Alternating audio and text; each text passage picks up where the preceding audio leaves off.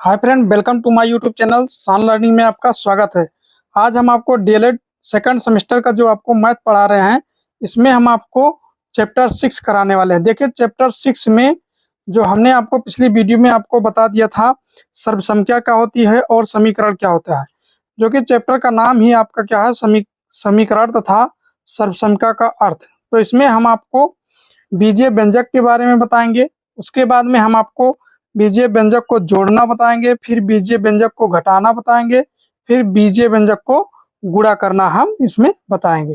तो चलिए हम सबसे पहले देखिए बीजीय व्यंजक क्या होता है। जैसे आपका लिखा हो 2x, ये हो जाएगा। आपका लिखा हो 3y, ये हो जाएगा। उसके बाद में आपका मान लो लिखा हो 4z, यानी कि अक्षर के साथ में, यानी कोई भी अक्षर के साथ में कोई भी नंबर लिखा हो, यानी संख्या लिखी हो, तो वो बीजीय व्यंजक हो जाएगा। अब अक्षर में अल्फाबेट में आपका X Y Z P Q R S कुछ भी हो सकता है। तो जैसे आपका मान लो 2x+1 ये भी हो सकता है, 3y+3 ये भी हो सकता है, 4z+2 ये भी हो सकता है। ठीक है, ये आपके क्या होते हैं, बीजीय व्यंजक।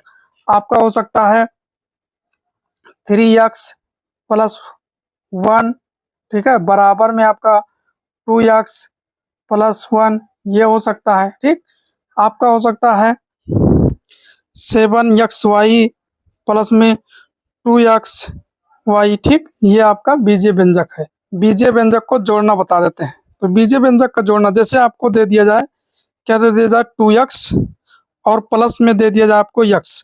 तो देखिए 2x में अगर हम x को जोड़ेंगे तो हमारा क्या हो जाएगा, 3x। ये होता है जोड़ना। ठीक, इसी तरह भी आपको कोई भी व्यंजक दे दिया जाए, जैसे 2xy प्लस में 5xy ये दे दिया जाए, तब आपका हो जाएगा 5 और 2 7, यानी 7xy।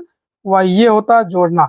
ठीक है, आप चाहे आपने जोड़ सीखा हो, जैसे ये सीखा है 2x प्लस में आपने सीखा है जैसे 3y, और अपान में आप मान लो 4x और प्लस में 2y। तो इसको अगर आप जोड़ते हो तो देखिए यहाँ पर क्या हो जाता है, 3y और 2y हो जाता है 5y, और प्लस लगा देते हैं, और 4 और 2 6x हो जाता है। ठीक, इस तरह से भी आप जोड़ सकते हो और इस तरह से भी जोड़ सकते हो। मान लो आपको दे दिया जाए क्या, 4z+2x+2y, और इसको जोड़ना है तो आपको दे दिया जाए 2z+3x और प्लस में y। तब आप इसको जोड़ेंगे तो हो जाएगा ये 2y और y, आपका कितना हो जाएगा, 3y प्लस में 3x 2x हो जाएगा आपका 5x, और आपका 4z और 2z बराबर हो जाएगा 6z। इस तरह से आप, तो चलिए हम आपको बीजीय व्यंजकों को घटाना बता देते हैं। आपने जोड़ना सीख लिया है, तो अब हम आपको बता देते हैं कैसे घटाया जाता है। तो जैसे देखिए 3x दिया गया हो और माइनस में हमारा क्या हो 2x, तब ये 3x में से 2x जाएगा तो हमारा बचेगा x। ठीक है, अगर इसी तरह से हमको दे दिया जाए कि -5x और प्लस में 2x, तो देखिए ये एक साइन, अगर एक निशान आपका माइनस का है दूसरा प्लस का है, तब आपका क्या हो जाएगा, ये घट जाएगा और निशान बड़ी संख्या लगेगा। तो 5x में से 2x जाएगा तो आपका बचेगा माइनस में 3x। ठीक है, इसी तरह से आपका y भी हो सकता है, z भी हो सकता है, कुछ भी हो सकता है। जैसे आपको दे दिया जाए 3xy, उसके बाद में माइनस आपका 5xy। तो इसको अगर आपको घटाना हो तो आप क्या करेंगे, तो आप कर सकते हैं 3xy माइनस 5xy में से, तो क्या होगा, 5xy में से 3xy जाएगा। ये बड़ी संख्या है तो बड़ी संख्या में से छोटी संख्या जाएगा, और निशान बड़ी संख्या का लगेगा तो माइनस क्या हो जाएगा, 2xy। इस तरह से आप घटा सकते हैं। ठीक है, घटाने का आप कोई भी रूल अपना सकते हैं। तो चलिए हम आपको अब गुणा करना बता देते हैं। गुणा करना देखिए, अगर जैसे आपको दे दिया गया x और दे दिया गया x को अगर x से गुणा करोगे तो देखो इस पे पावर 1 मानी जाती है, इस पे भी 1, जिस पर कोई पावर नहीं होती उस पे पावर 1 मानी जाती है, जिसको हम लोग घात बोलते हैं। तो ये हमारा क्या हो जाएगा, x की घात 1 और प्लस 1। अगर बेस बराबर है, नहीं जैसे यहाँ पर अभी x है और यहाँ पर भी x है, तो इसका जो है बेस 1 लिख लिया जाता है, यानी कि आधार 1 लिख लिया जाता है, और ऊपर की घातें जोड़ ली जाती है, तब ये आपका हो जाएगा x की घात 2।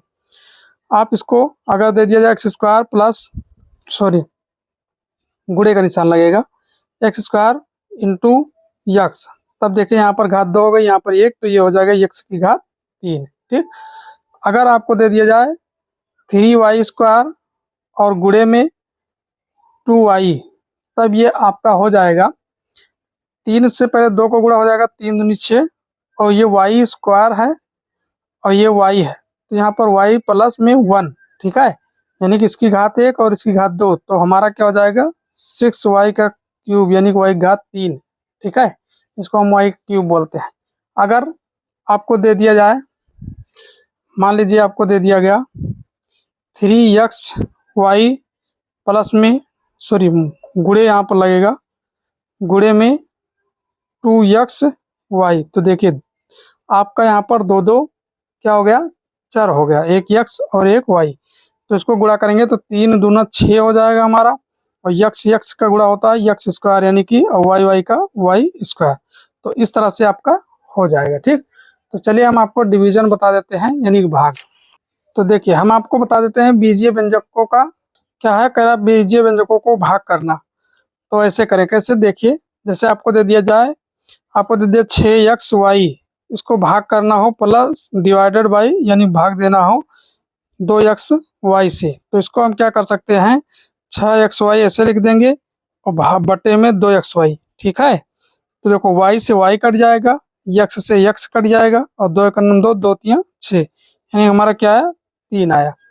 अगर इसी तरह से हमें दे दिया जाए कोई नंबर, जैसे दे दिया जाए 8x² y³ और इसको भाग करना है हमको 2x² और y से, तब ये हमारा क्या हो जाएगा, तब ये हमारा हो जाएगा 8x² y³ और बटे में, यानी भाग दिया जाएगा जो वो हो जाएगा बटे में 2x² y। तो देखो y से, एक y से, ये यहाँ पर y³ है, इसका मतलब 3y है, तो ये कट जाएगा, बचेगा y², और ये x² से x² कट जाएगा, और 2 से हो जाएगा 2 चौको 8, यानी 4 बचेगा, तो आपका बचेगा 4, और यक्स देखो यहाँ पर कट गया, y का स्क्वायर बचा है, तो ये हो जाएगा y का स्क्वायर, ये आपका आंसर हो जाएगा। तो इस तरह से हम भाग देते, तो हमने आपको बीजीय व्यंजकों का जोड़ना, घटाना, गुणा करना और भाग करना बता दिया है। तो जिस प्रकार के आपके एग्जाम में क्वेश्चन पूछे जाते हैं, चलिए पहले हम उसको देख लेते हैं। सबसे पहले देखिए, हम पूछता है कि सजातीय व्यंजक किसे कहते हैं। आपके एग्जाम में बहुत बार ये पूछा गया है और पूछा जाता है। तो देखिए सजातीय व्यंजक किसे कहते हैं, ये कह रहा है कि एक ऐसा बहुपद व्यंजक जिसमें केवल एक चर यक्स हो, क्या हो, जिसमें केवल एक चर यक्स हो, सजातीय व्यंजक कहलाता है। ऐसे बहुपद व्यंजक में दूसरा चर नहीं होता। मतलब चर का मतलब देखो, सबसे पहले आप चर समझ लीजिए। चर हमने पिछली वीडियो में आपको बताया था, चर का मतलब होता है कोई भी अल्फाबेट, मान लो एक्स वाई जेड, यानी डॉट डॉट कुछ भी हो सकता है आपका चर में। ठीक है, और अचर का मतलब क्या होता है, अचर का मतलब होता है यानी कि न्यूमेरल्स, यानी नंबर, जैसे 1 2 3 डॉट डॉट, ये कुछ भी हो सकता है, ये अचर पद है, और ये जो जिसके साथ में हो जाए वो चर हो जाता है। तो क्या कर रहा है कि ऐसे बहुपद व्यंजक व्यंजक में दूसरा चर नहीं होता। जैसे ये 3x² प्लस 2x प्लस में 6 है, तो इसमें केवल x x है, y नहीं है। ठीक है, तो ये हमारा क्या है, सजातीय व्यंजक है। इसमें देखिए दूसरे में, तो यहाँ पर 3y² माइनस में 6y और माइनस में 9, तो इसका मतलब क्या है कि यहाँ पर केवल y है, यानी कि x नहीं है, तो इसीलिए इसको हम सजातीय व्यंजक कहेंगे। ठीक है, तो आशा है कि आपको सजातीय व्यंजक समझ में आ गया होगा। अगर समझ में नहीं आता है तो कमेंट में जरूर बताइएगा। तो चलिए हम आपको बता देते हैं विजातीय व्यंजक क्या होते हैं। तो आपने देखा ऊपर सजातीय व्यंजक, अब उसी तरह से है कि आपका विजातीय व्यंजक।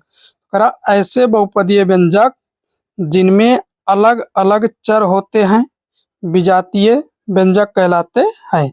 तो देखिए जैसे अलग अलग चर, इसमें क्या एक जैसे, जैसे यक्स था यक्स था, यहाँ पर क्या हो जाए, जैसे 3x प्लस 2 दे दिया गया, अब यहाँ पर 3y प्लस, सॉरी 13y यानी 13y प्लस 4 दे दिया गया, यहाँ पर 7z और प्लस 9 दे दिया गया, तो ये आपका क्या हो गया, आपका विजातीय व्यंजक हो गया। यहाँ पर 8s प्लस 3 दे दिया गया, जैसे 3x plus 2y plus z, ये दे दिया जाएगा, तो ये आपका हो जाएगा विजातीय व्यंजक, यानी कि इसमें कई प्रकार के चर दिए गए हैं, जैसे x दे दिया गया है, आपका y दे दिया गया है, z दे दिया गया है, तो ये हुआ विजातीय व्यंजक। तो इस प्रकार का क्वेश्चन पूछा जाए तो आपको इस तरह से ही राइट करना है।